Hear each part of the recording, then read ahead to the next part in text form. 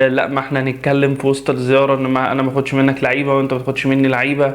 انا ما مطلوبش منك ان انت تكون مثالي. مش مطلوب من الاهلي ان هو يكون مثالي ولا الزمالك ان هو يكون مثالي.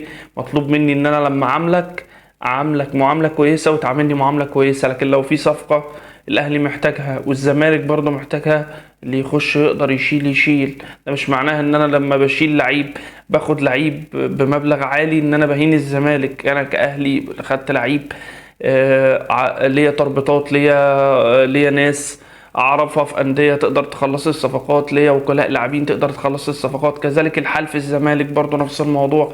لو خد صفقه دي حاجه ما تعبوش. الفكره في ان كابتن محمود الخطيب يروح الزمالك، والدعوه اللي كان عملها كابتن حسين لبيب لحضور النادي الاهلي لنادي الزمالك، فكره كويسه جدا. بس مبنيه على ان يعني يبقى فيه علاقات كويسه. زي